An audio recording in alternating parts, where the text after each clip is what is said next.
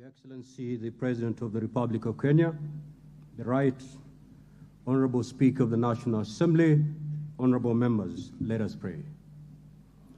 Almighty God, we beseech you to behold with abundant favor and blessings us, your servants, whom you have been pleased to call to leadership positions in this republic.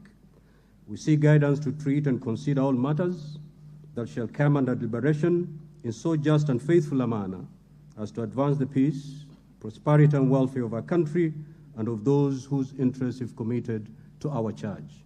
Amen.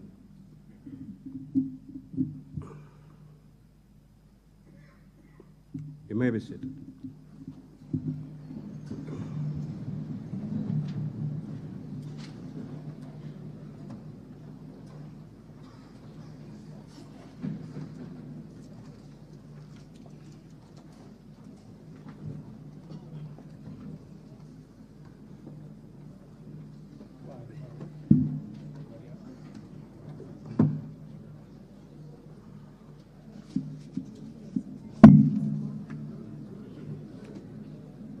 Order, honorable members.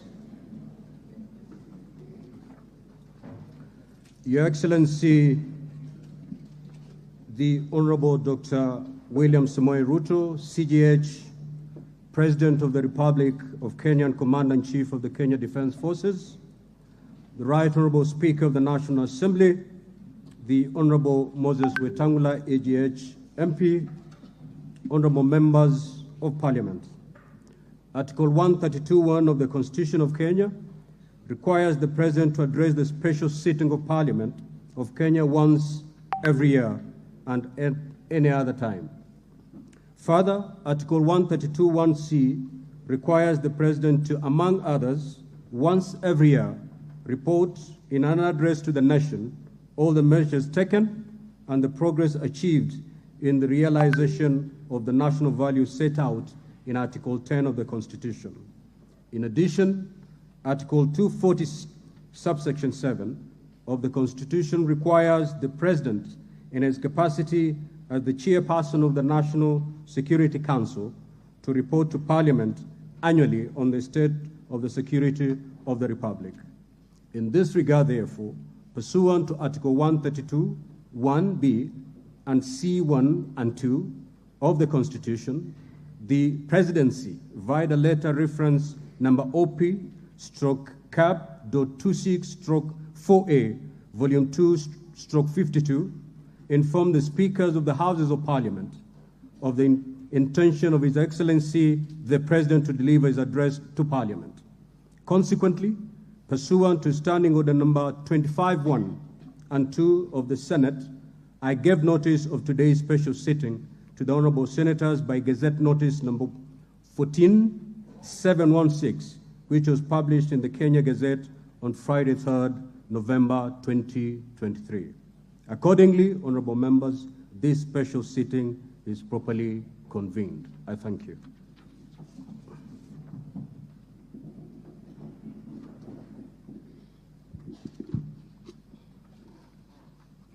Your Excellency, Honorable Dr. Wlliam Ruto, CGH, President of the Republic of Kenya and Commander-in-Chief of the Kenya Defense Forces, the Right Honorable Amason Kingi, AGH MP, Honorable Speaker of the Senate, honorable members of Parliament, members of the Diplomatic Corps, distinguished guests, ladies and gentlemen.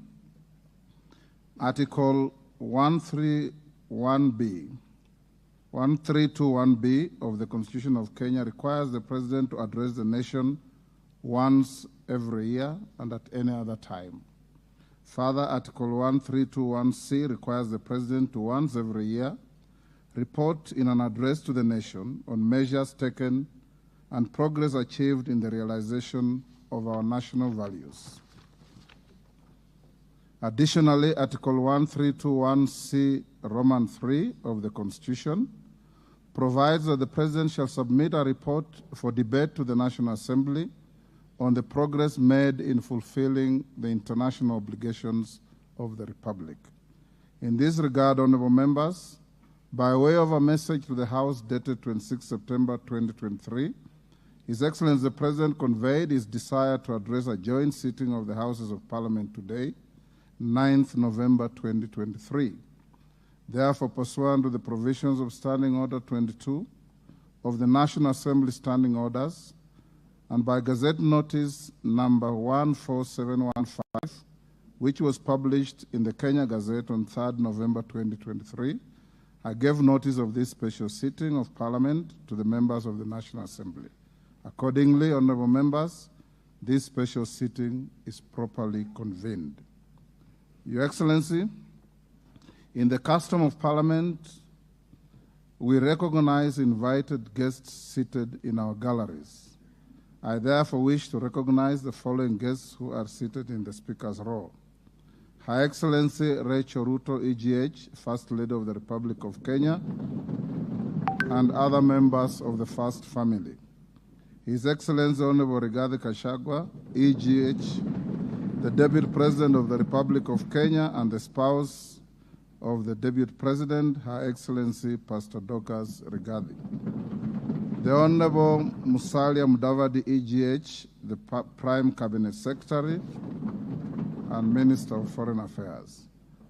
Your Excellency, honorable members, also present in the Speaker's row this afternoon are the Honorable Lady Justice Martha Koome, EGH, Chief Justice and President of the Supreme Court, Her Lady Justice Philomena Mbete Mwilu, MGH, Deputy Chief Justice and Vice President of the Supreme Court.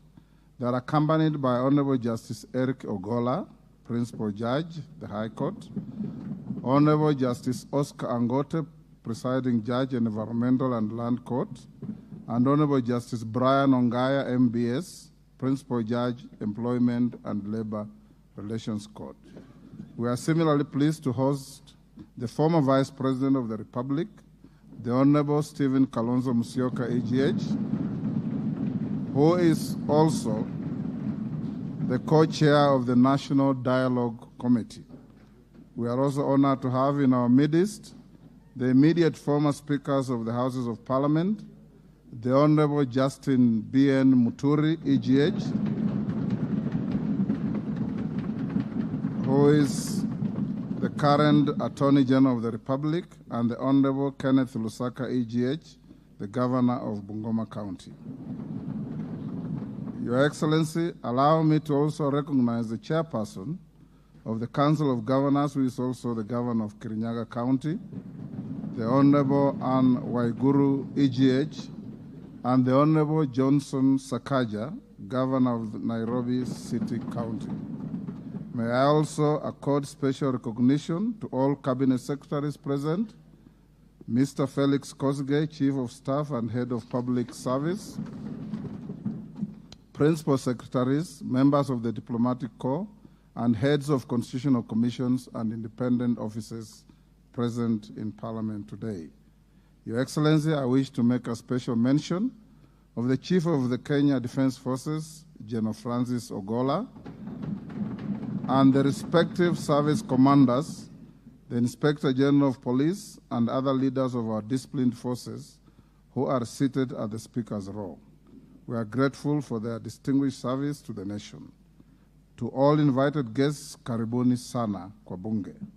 Honorable members, distinguished guests, ladies and gentlemen, it is now my singular honor and privilege to invite His Excellency the President of the Republic of Kenya and Commander-in-Chief of the Kenya Defence Forces to address this special sitting of Parliament.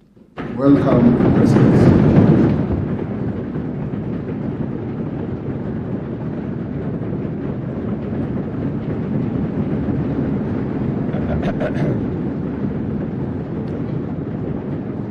Thank you very much. Thank you very much, honorable members.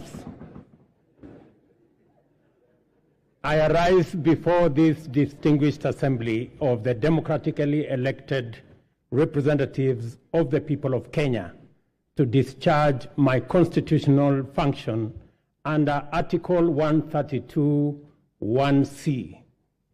The occasion requires me to give an account to the people of Kenya, the measures taken by their government under my leadership, and to give full expression and effect to the soul of our constitutional dispensation by implementing the national values and principles of governance set out in Article 10 of our Constitution. I have a substantial report to give on the progress made in fulfilling this solemn covenant, and that the journey of transforming Kenya for the benefit of present and future generations is fully underway. Its positive effect have also begun to bear fruit across many sectors of our national endeavor, from the grassroots all the way to this capital of Nairobi. On the 13th September 2022, last year, when I took office, I undertook to ensure the urgent transformation of our economy and to stop and reverse the negative trends of runaway unemployment, yawning inequality, and widespread poverty, which have denied Kenyans their dignity and extinguished their dreams. The mass appeal of the bottom-up economic transformation agenda was due in large part to the fact that its development and articulation, as well as its content and implementation strategy, represented our national values in action. It was inclusive, democratic, committed to social justice and the protection of the marginalized. Our commitment to bring the national values and principles of governance to life in order to significantly enhance the well-being of every individual and promote the unity, stability, security, and development of our country began long before the last election and will endure well beyond our term. It has been my manifest intention to live up to all the commitments set out in the plan, and despite enormous challenges and tremendous difficulties, we have made encouraging progress in a positive direction. This has not only vindicated our philosophy of inclusive transformation in pursuit of shared prosperity, but it has also increased our confidence that we are on the right path and shall, in due course, deliver the transformation of our nation in full. It is important for us to point out that we began the implementation of our mandate to transform Kenya's economy from the bottom up under extreme difficult circumstances, not to excuse failure or to justify inability or omission to do the necessary work. Not at all.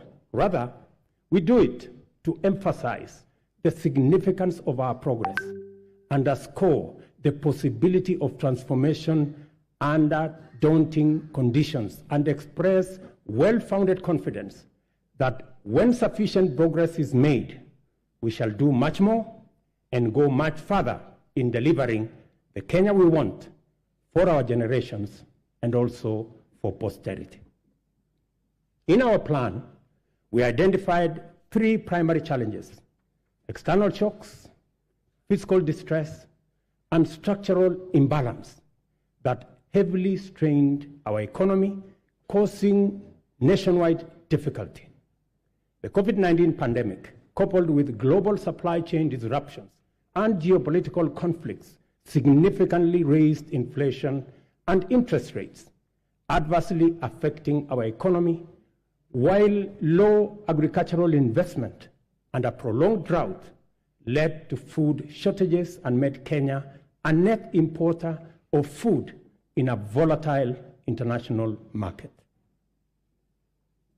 It was under conditions of such extreme difficulty that the people of Kenya entrusted us with the responsibility of simultaneously generating effective solutions to immediate problems, providing a credible pathway to stability in the medium term, and undertaking long-term structural transformation of our economy, but in a manner which paid attention to the needs and aspirations of Kenyans, especially those at the bottom of the pyramid. The transformation of our economy is not only desirable and important, it is also necessary and urgent. and the people of Kenya have made this clear at every opportunity. Our duty as leaders is to listen keenly and comply with the people's wishes. Kenyans want to proceed in a new direction and demand a new conversation that puts ordinary Kenyans, the mama mboga security, well-being, interests, and aspirations at the front and center of all policy and governance discourse. Citizen freedoms and fundamental rights lie at the heart of enterprise and democracy. Accordingly, our governance system must be fit for purpose, able to protect people and their belongings, safeguard freedom, facilitate democracy, and promote market efficiency.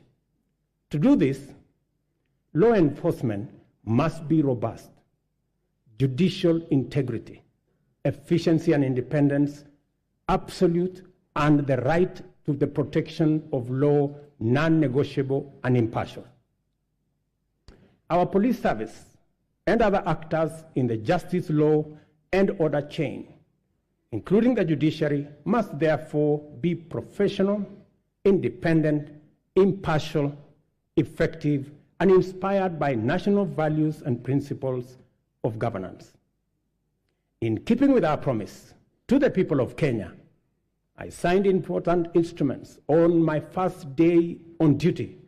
Among them, the delayed appointments of 6 judges to the Court of Appeal as recommended by the Judicial Service Commission. Enhanced allocation through this House to the judiciary by 3 billion Kenya shillings. Designated the Inspector General, who is sitting in this House as the accounting officer of the National Police Service to enhance police independence, and subsequently appointed a task force led by the former Chief Justice David Maraga to review the terms and conditions of service of members of the National Police Service. This was necessary, members, so that we can cement our place as a nation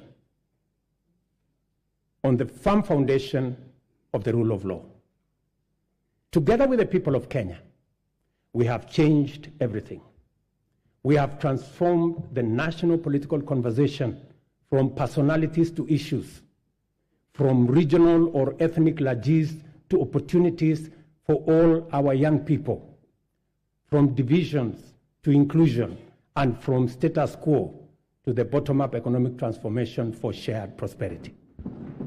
To date, Kenyans remain fully seized of the agenda, engaging vigorously and with unrelenting focus on expanding agricultural productivity to deal with the cost of living, affordable housing to create enterprise, jobs, and dignified dwellings, universal health coverage for a healthy, productive nation, and digital transformation to create e-commerce, create jobs, and make government efficient, effective, and accessible, especially government services.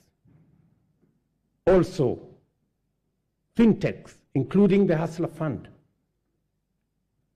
have benefited from the space around technology and the digital transformation.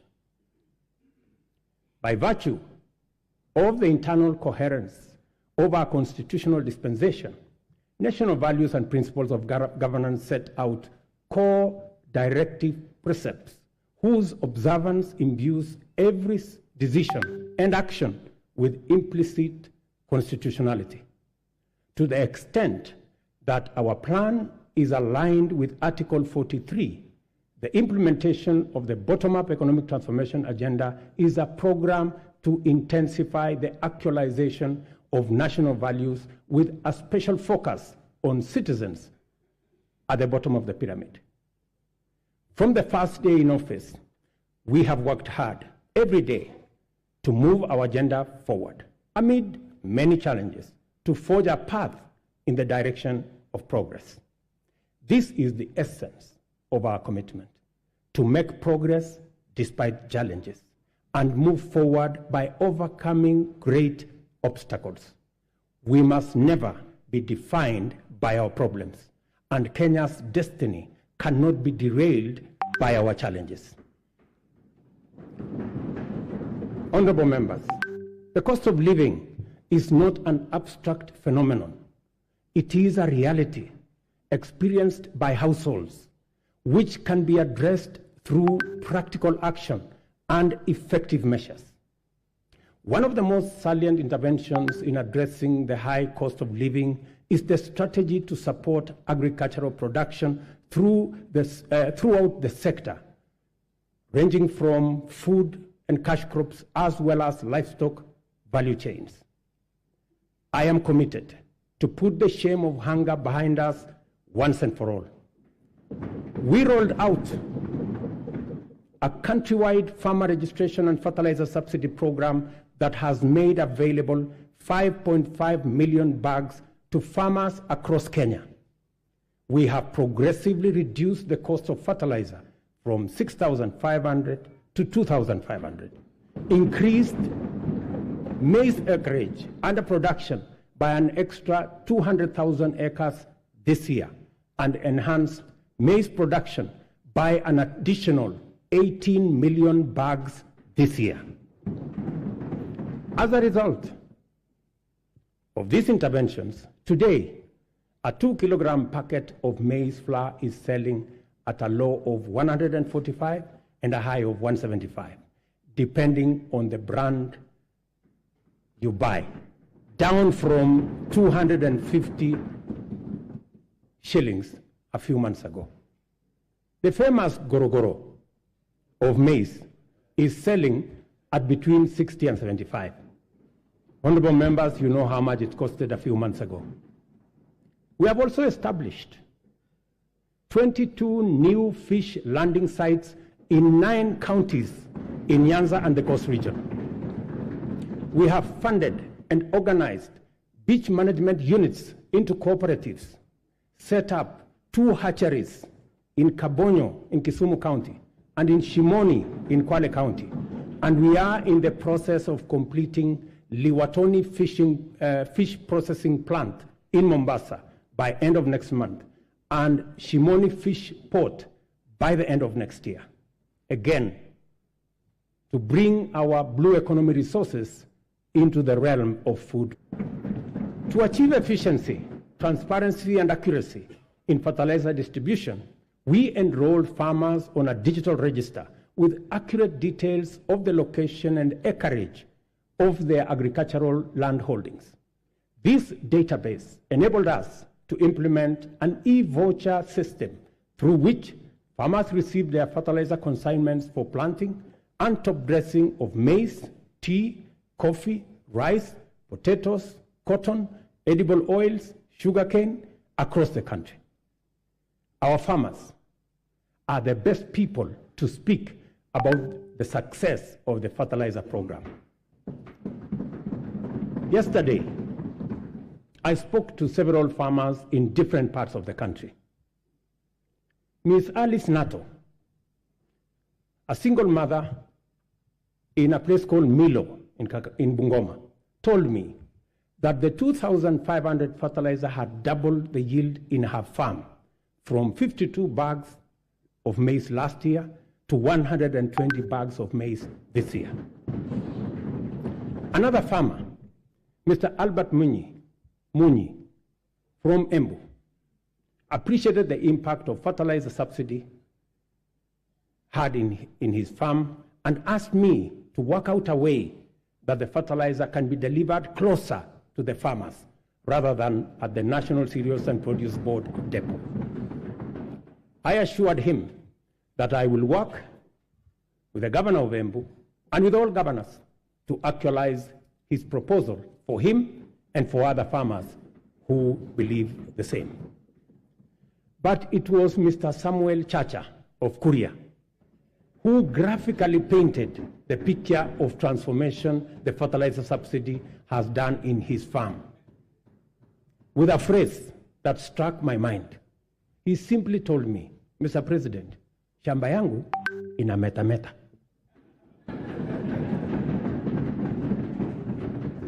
Further, we have made adequate arrangements, including investment in necessary infrastructure to facilitate post-harvest management and to prevent post-harvest losses.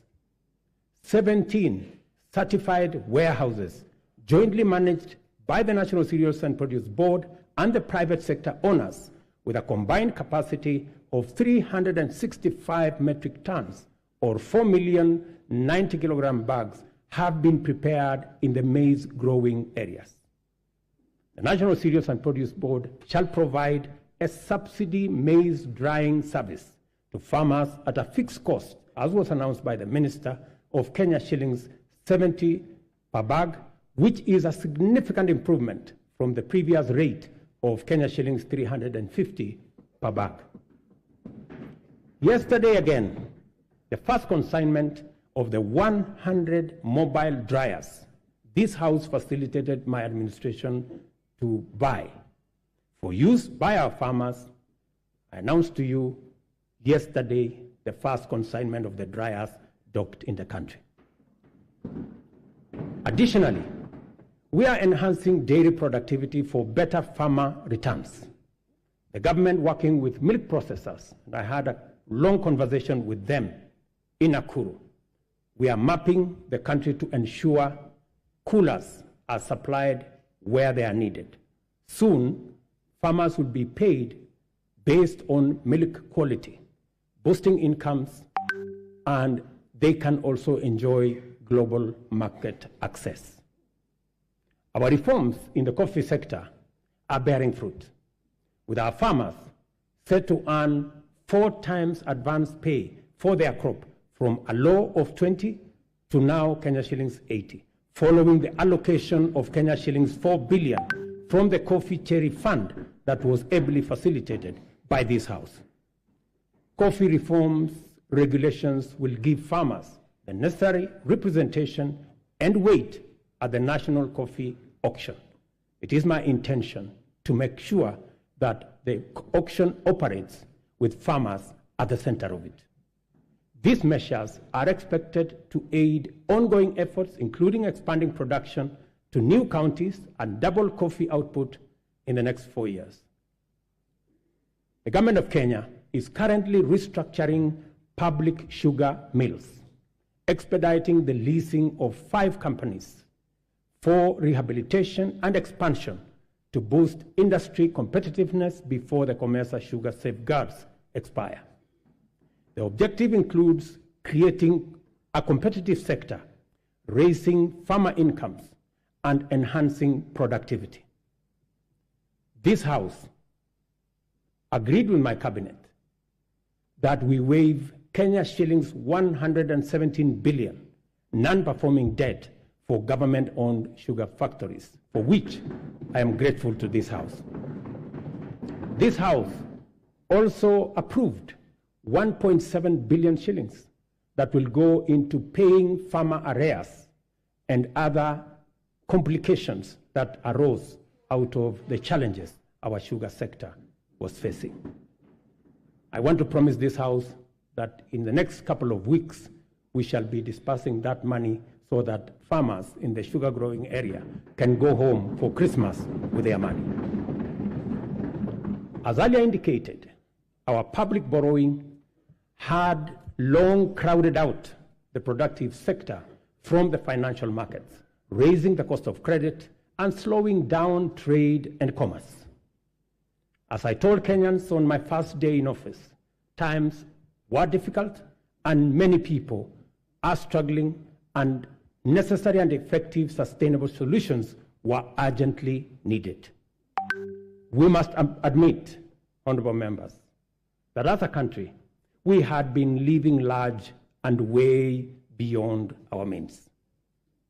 The time has come, therefore, to retire the false comforts and illusionary benefits of wasteful expenditure and counterproductive subsidies on consumption, by which we dug ourselves deeper into the hole of avoidable debt. The new direction may not be easy, but it is ethical, responsible, prudent, and most importantly, necessary. We've had to take hard decisions and make painful choices because we owe it to the people of Kenya to do the right thing and to confront facts as they are without flinching or equivocating. We have worked hard at home and abroad to mobilize a broad coalition of bilateral development partners.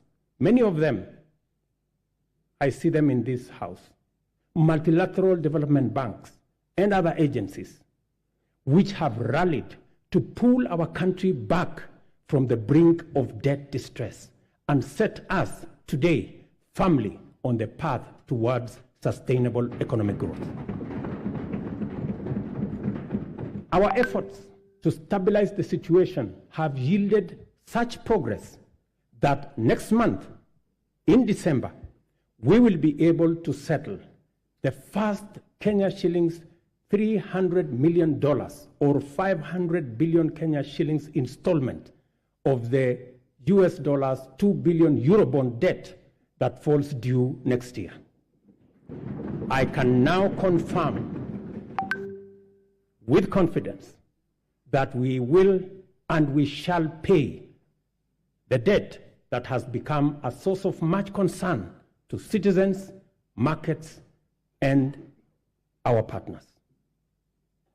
Having said this, I further announce to the nation that our intention, consistent with sustained effort here and abroad, have enabled us to normalize our relations with the International Monetary Fund, the World Bank, the Africa Development Bank, and various development partners to such an extent that they are now working with us to implement the bottom-up economic transformation plan. As I earlier indicated, our public borrowing had long crowded our productive sector from the financial markets, raising the cost of credit and slowing down trade and commerce, especially the micro, small, and medium enterprises, including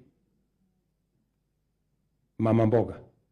Consequently, many enterprises and entrepreneurs were referred for blacklisting by the credit reference bureaus, where 7 million borrowers were listed by last year. We committed to provide affordable and accessible credit and restore small business owners to good standing with credit rating agencies. A deliberate, targeted strategic financial inclusion fund, the Hustler Fund, providing affordable credit and mobilizing savings for individuals and small businesses, was launched on the 30th of November 2022. The public response to the Hustler Fund has exceeded most initial projections and surprised even the most hardened skeptics. By the end of last month, the fund had disbursed Kenya shillings 36.6 billion, and in savings 2.3 billion, and with 7.5 million repeat borrowers, whose overall repayment rate is at 73%. The top borrower of the fund has so far accessed Kenya shillings 4.5 million in 816 transactions, while the top voluntary saver is at 631,491. In the intervening period, the Hustler Fund has also launched a group product which has attracted 50,000 active groups to the platform, and of which 20,000 have received 151 million Kenya shillings.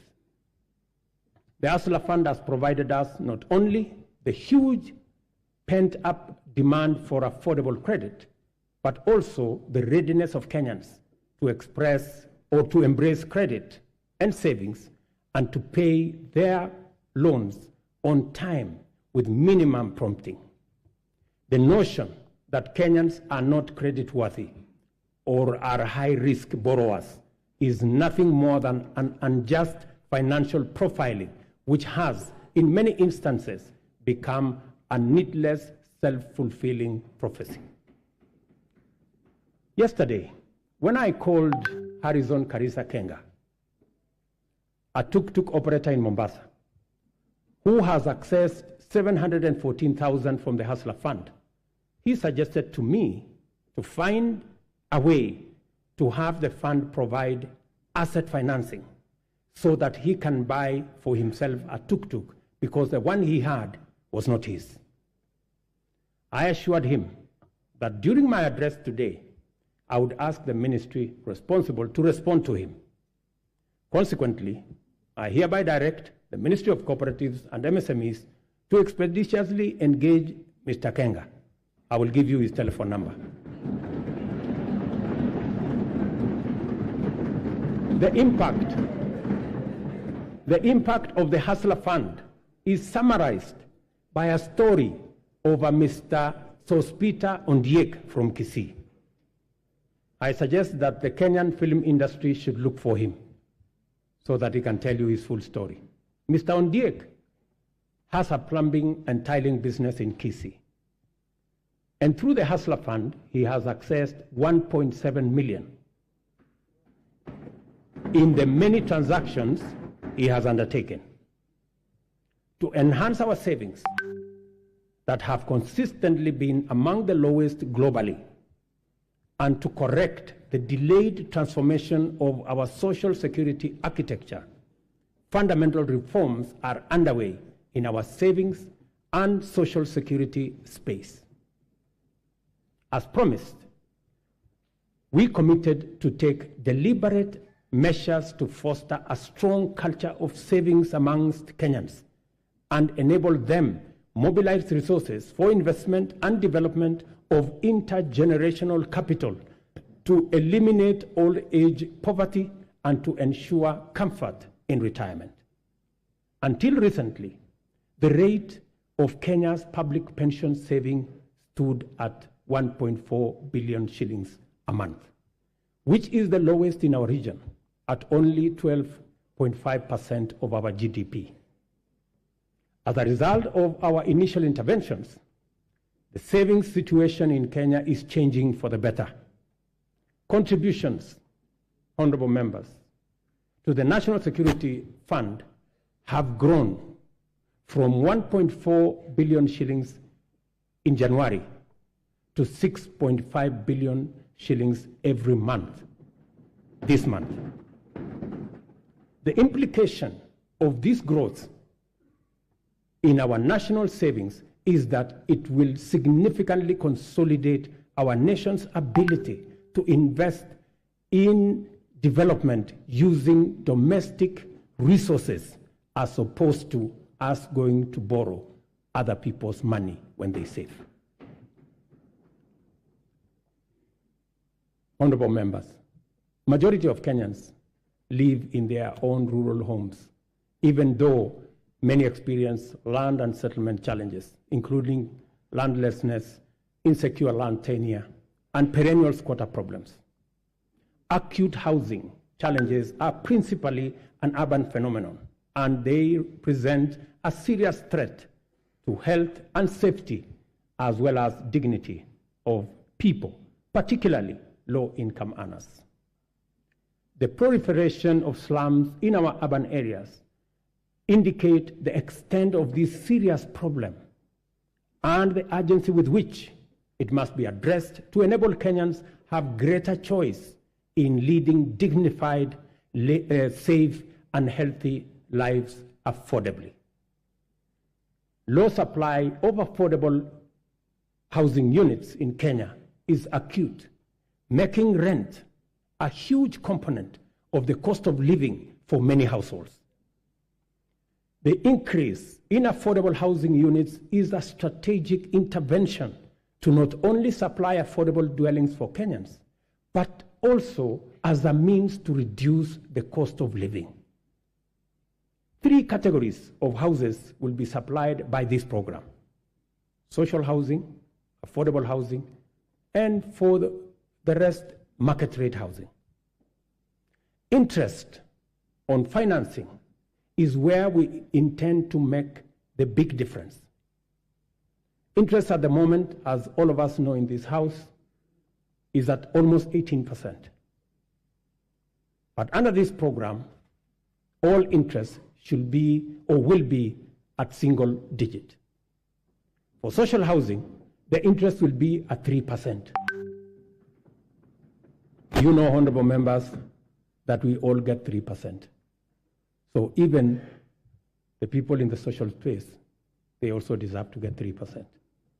Those in the affordable housing space will get 6% and 9% for the people in the market category.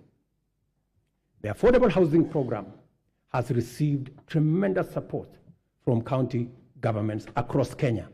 And I want to thank governors, and I know the chair of the Council of Governors is here, through her, all governors who have worked with us to make sure that this program becomes a reality.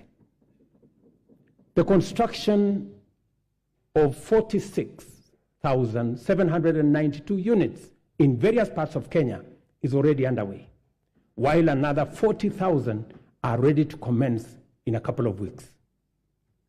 50,000 Kenyans are working. People who are previously unemployed, they are now engaged directly and indirectly in this enterprise. And the numbers will significantly increase as the projects move into the next phase and as we roll out many more units.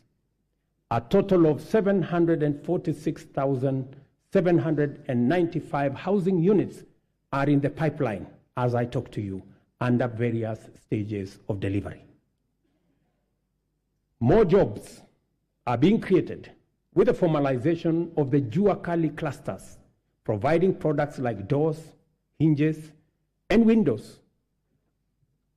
And this morning, as I visited one of the sites that I went to launch the construction in March, I was amazed that a site that was flat in March today, and I was with the Member of Parliament for Ruto, today has 8 11-block units, almost at 60% complete. And I also met the Jua Kali cluster for Ruto, and they have been given a contract of 140 million to be able to supply doors and windows. Architects, engineers, quantity surveyors, masons, electricians, plumbers, transporters, steel and cement factory workers, and hardware merchants will be partakers in this transformative plan. I spoke to Moses today at the site in Ruto, an electrician, and he told me out of the 1,700 workers in the site today, he was in charge of 114 electricians who are engaged in that site. And he asked me, Mr. President, make sure the next site is ready for us, because we will finish this ahead of time. Let me also say, we are constructing 400 markets across Kenya to provide Mama Mboga with a dignified working environment, complete with water, electricity, and other amenities.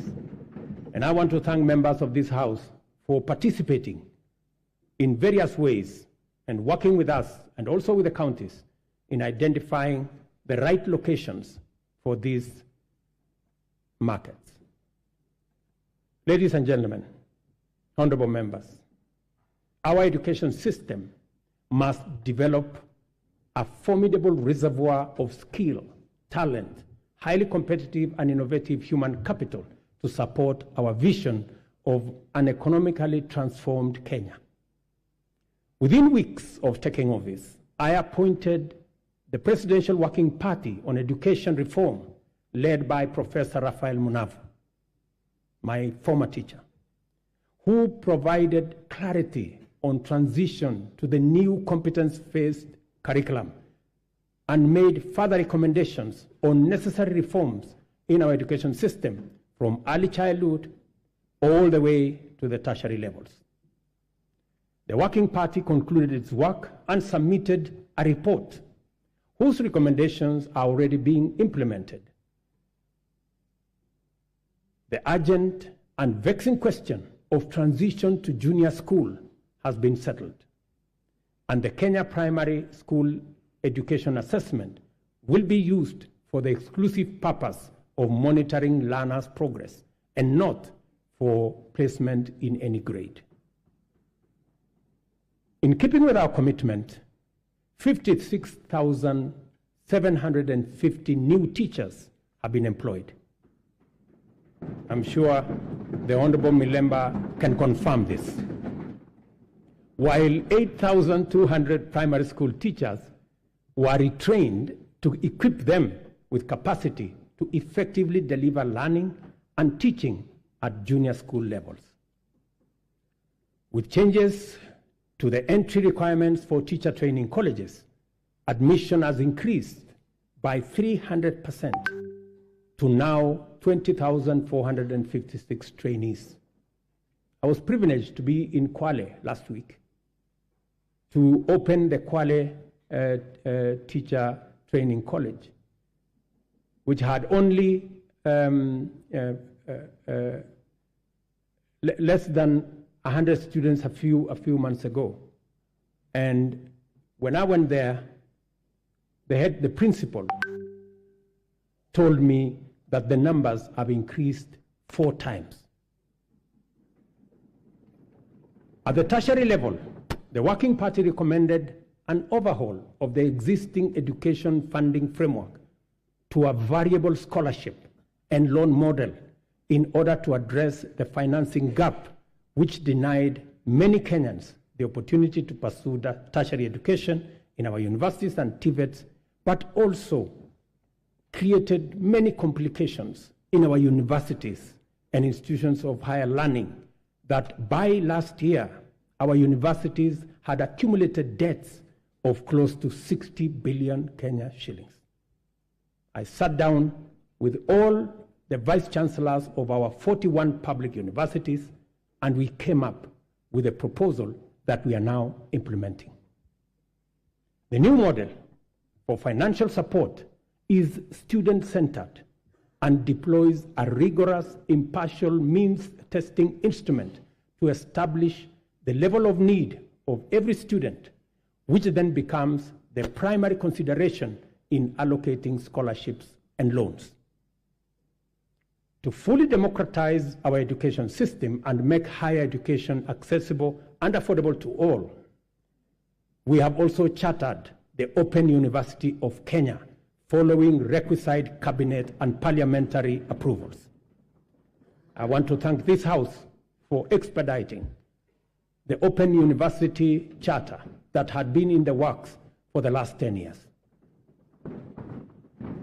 I also want to announce to you that the first 1,000 students will report next month. In the course of consulting Kenyans from all walks of life during the formulation of the bottom-up economic transformation agenda, the foundational contribution of health to citizen well-being and the role of costs in driving up poverty were identified as chronic. The implications are very clear, and we cannot afford to delay the delivery of universal health care anymore. Consequently, we have instituted radical reforms in the provision of healthcare services in Kenya, including the enactment of 4 new laws that will anchor the implementation of this bottom-up approach to healthcare. I am tremendously grateful to this House and honorable members for enacting the Primary Health Care Act, the new Social Health Insurance Act, the Digital Health Act, and the Facility Improvement Financing Act. These laws, honorable members, will usher in and guarantee a new era in the provision of healthcare, covering all essential services from preventive, promotive, curative, palliative, and rehabilitative services, guaranteeing every Kenyan access to comprehensive and quality healthcare. Under Afya Nyumbani, we have scaled up our investment in healthcare workforce, employing 20,000 new healthcare workers, deploying 8,429 workers whose contracts had lapsed, and enrolling 3,394 interns across the country to increase the availability of human capital in our public health sector.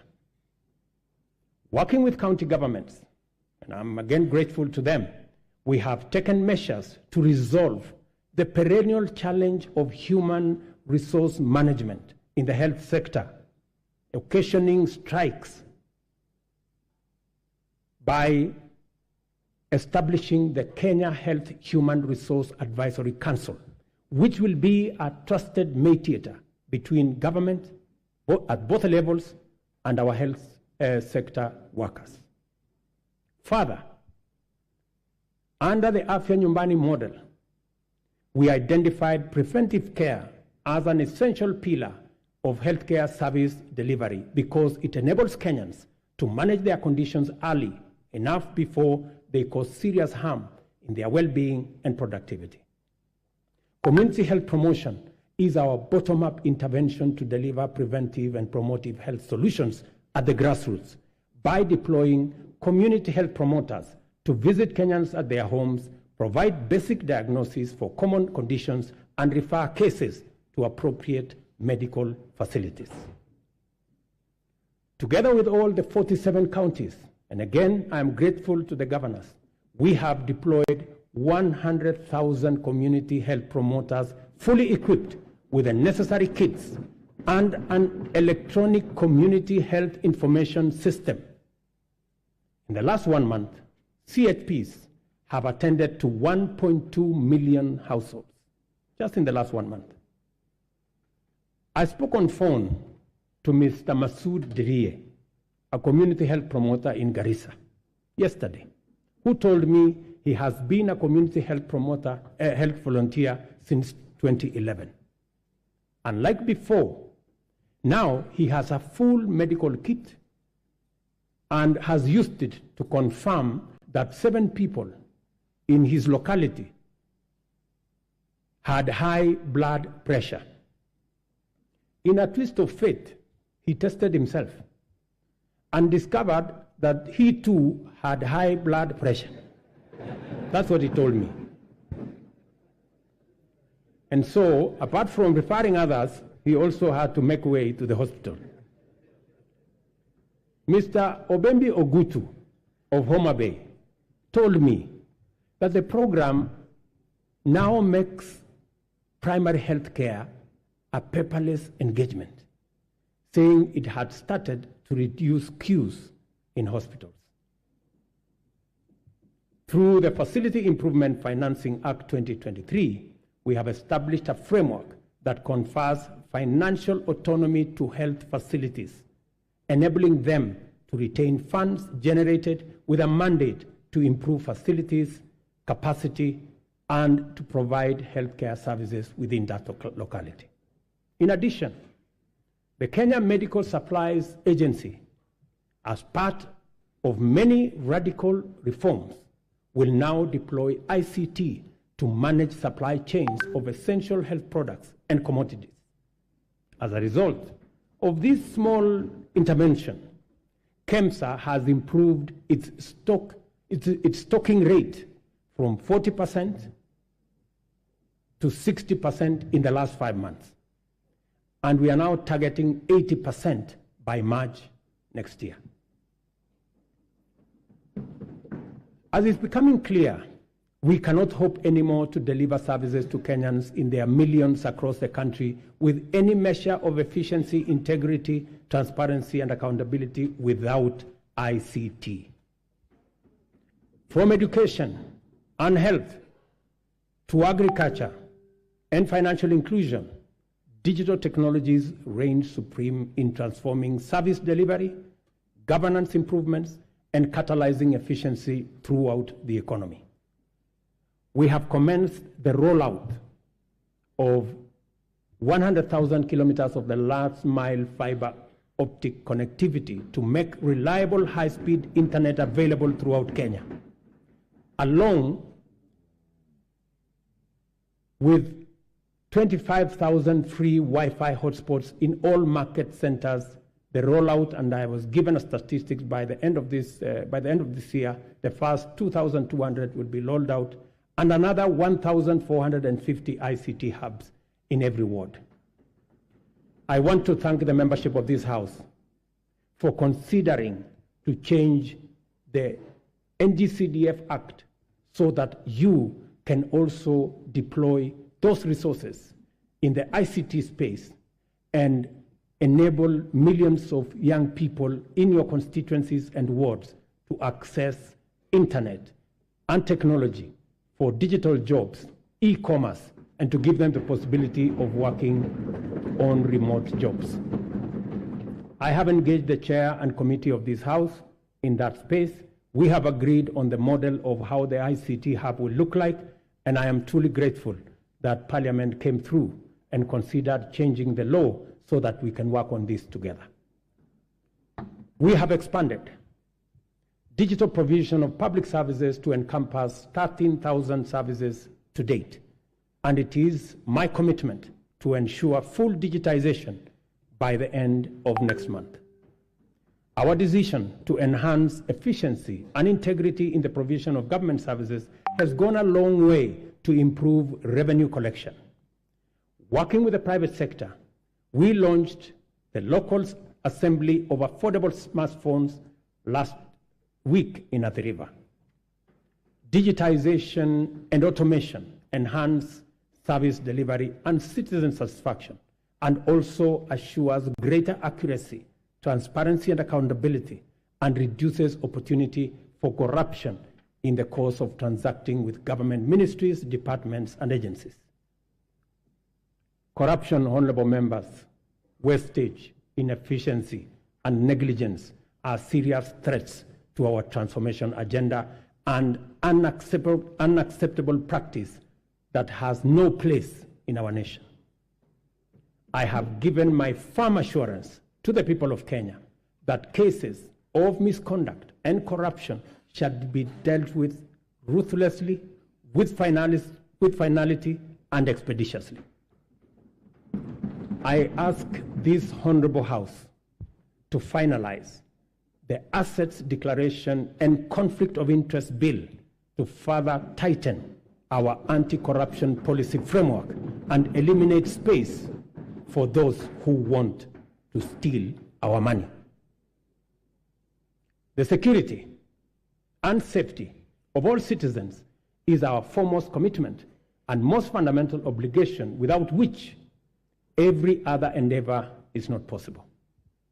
The reason why Kenya has continued on the path of steady progress is that we have maintained stability, peace, and security by affirming our territorial integrity and maintaining internal tranquility. This is not to say our country has not had its share of security challenges. The specter of terrorism is a continuing threat that we must remain constantly vigilant against. Pockets of banditry, cattle rustling, and armed lawlessness have besieged and devastated communities in the North Rift, Northeastern, and occasionally parts of Eastern and the coast regions. We all know that insecurity disrupts lives and destroys livelihoods. Our country has lost too many people to this menace. Many children have been orphaned and missed school, and many families have been displaced because of lawless men taking up illegal arms and waging war against communities. The government exists to ensure that those who challenge our sovereignty, territorial integrity, national security, and the safety of the people of Kenya are expeditiously countered and rendered harmless. We have therefore taken firm and decisive measures to deal with the challenge of banditry, armed crime, cattle rustling, and other forms of impunity in all parts of the country, beginning with a successful security operation to restore calm in the North Rift. We have been systematic, focused, thorough, unrelenting, and totally committed to removing for good all threats to lives and livelihoods of Kenyans. I know there are pushbacks from the criminals, but I want to assure the honorable members of this House that we will be unrelenting. And until it is done, it is not done. In discharging this commitment, we have been mindful not to use security imperatives to commit impunity, including misuse of resources and extrajudicial infringement on freedoms and fundamental human rights of citizens.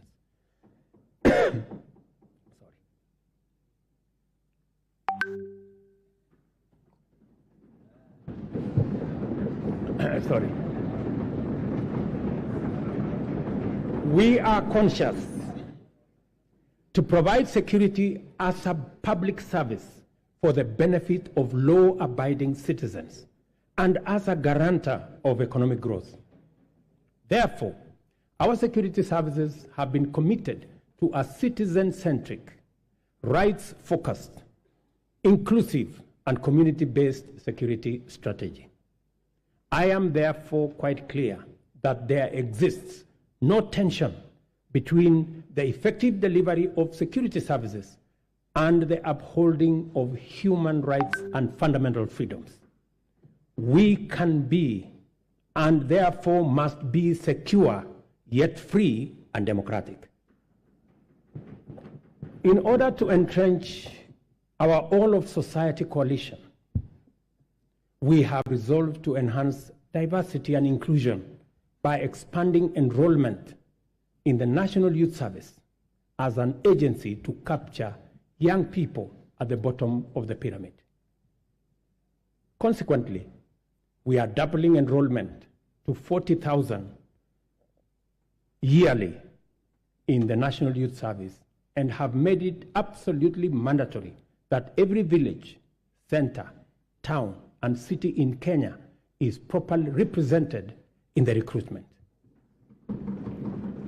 To consolidate this proposition, we have directed that 80% of future recruitment to all security services, from the military, the police, KWS, Kenya Forest Service, and all other security agencies, 80% will come from the well-trained, talented, and committed young men and women who have undergone training at the NYS.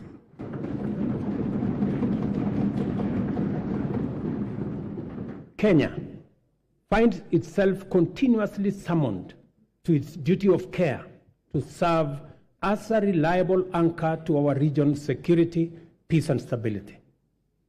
We continue to answer our historic, moral, and strategic responsibilities to deploy our resources in solidarity with our region in general and our immediate neighborhood in particular.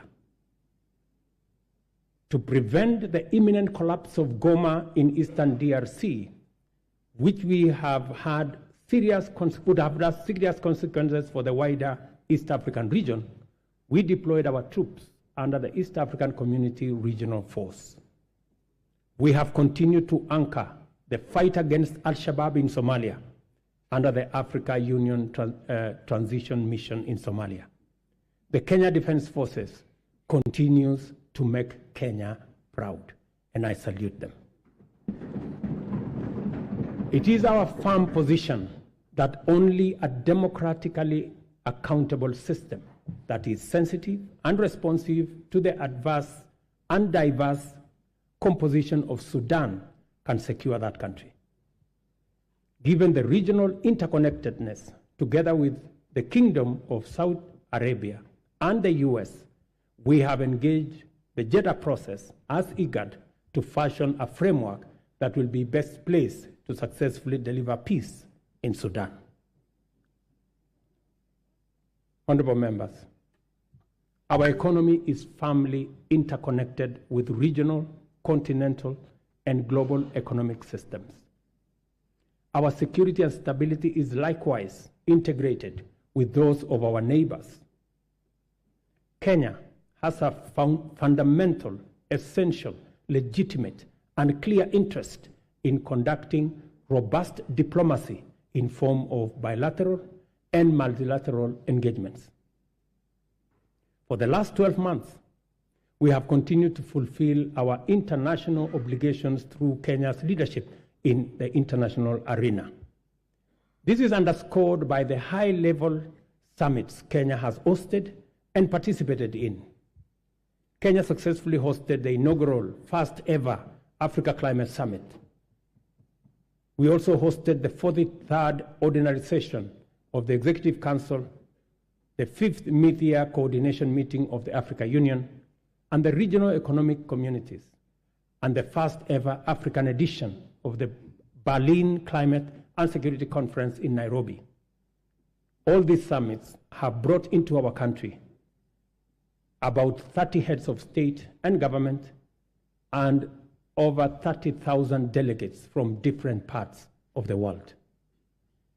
The government has made deliberate efforts to harness the immense and potential of Kenyans also in the diaspora. Indeed, I established the State Department of Diaspora in the Ministry of Foreign Affairs so that they can fully participate in the affairs of our motherland.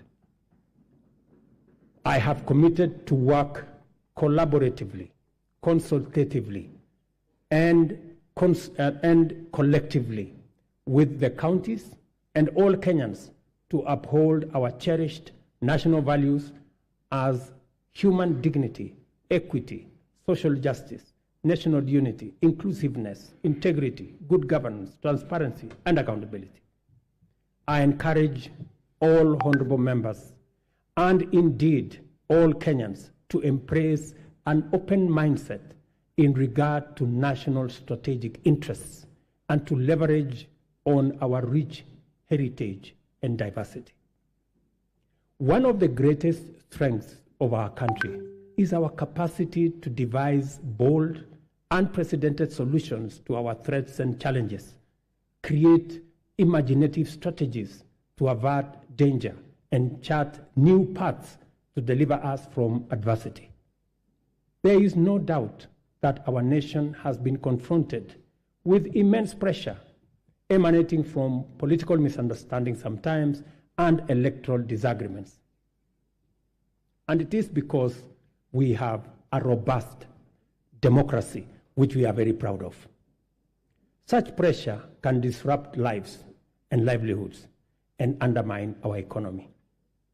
Thankfully, Kenyans always find the moral strength and political imagination to reach across the political divide and engage in dialogue in the spirit of goodwill, fraternity, and commitment to the national interest and the welfare of the nation.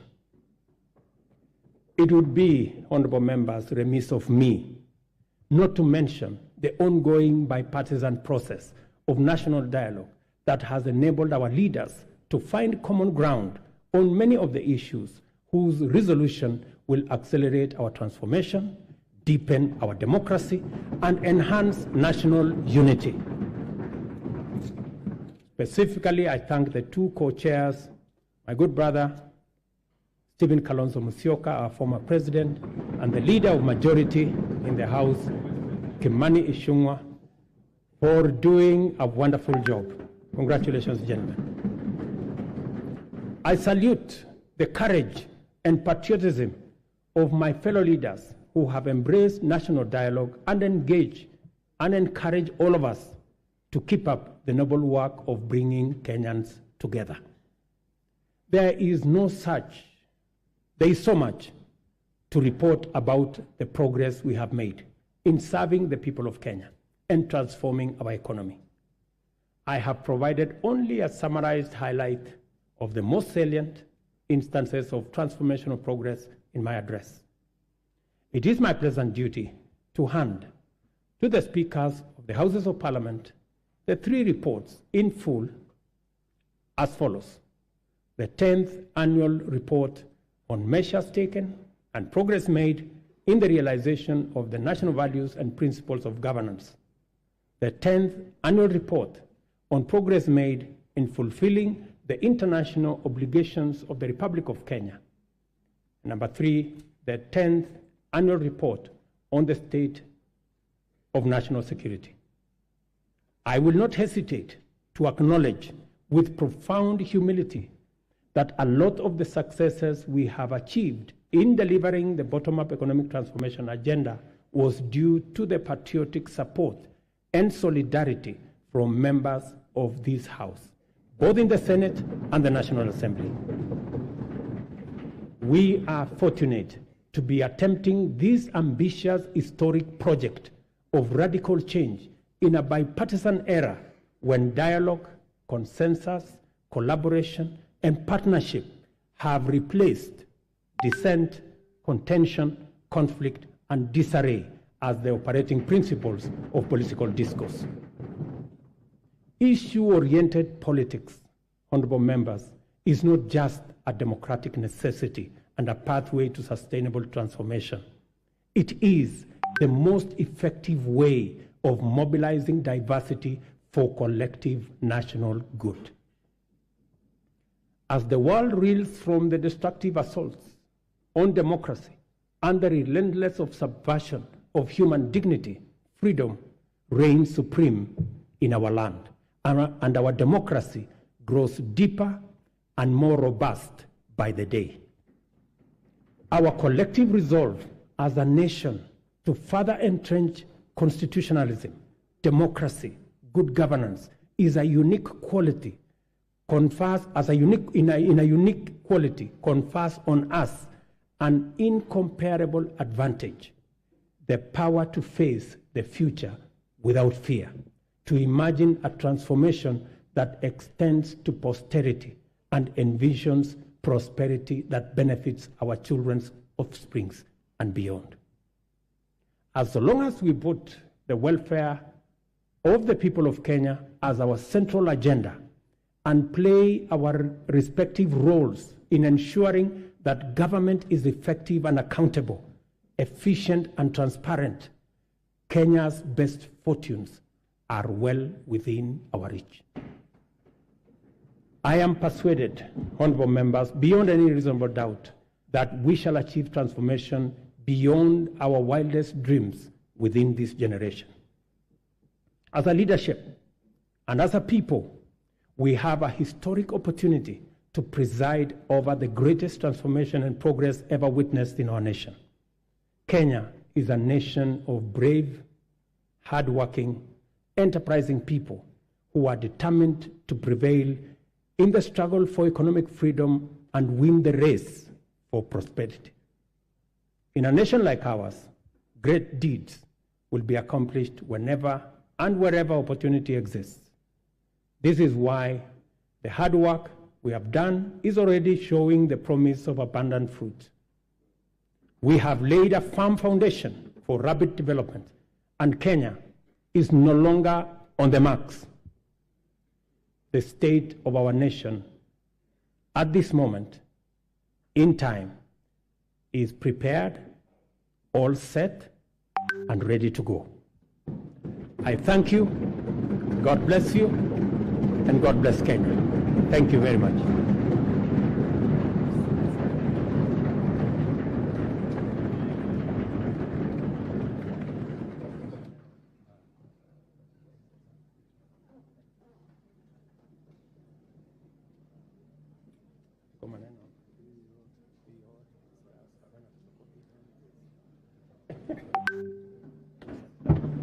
Thank you very much.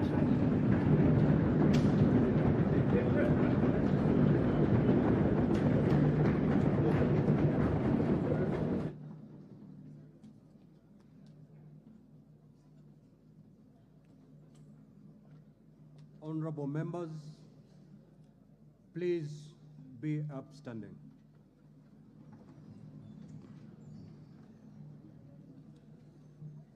Honorable members, we have come to the conclusion of the business of the day, and it is now time to